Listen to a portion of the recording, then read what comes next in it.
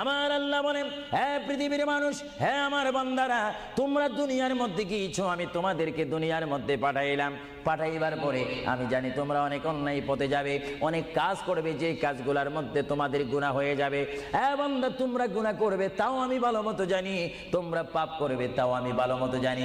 বান্দারে, পাপ করার পরে, গুনাহ করার পরে একাই কি মসজিদের মধ্যে তোমরা কেঁদেছো, রব্বানা যালামনা, বলেন রব্বানা যালামনা আনফুসানা ওয়া ইল্লাম তাগফির লানা ওয়া তুরহামনা লানাকুনান্না মিনাল খাসিরিন বলে বলে মসজিদে কেঁদেছো, আসরের নামাজ পড়ে কেঁদেছো, যোহরের নামাজ পড়ে কেঁদেছো, মাগরিবের পড়ে কেঁদেছো, এশার নামাজ পড়ে কেঁদেছো। এ বান্দা, নামাজের মুসল্লা যখন বসে যাও, আমি আল্লাহকে তোমরা বারবার বল, আল্লাহ আমার গুনাহ মাফ করে দাও। তারপরও আমি তোমাদের এই গুনাহ মাফ করে নিই। তারপরও তোমরা নিশি রাত্রে, মানুষ যখন ঘুমে যায়, তোমার বিবি যখন ঘুম যায়, তোমার ছেলে যখন ঘুম যায়, তুমি নিশি রাত্রে ঠান্ডা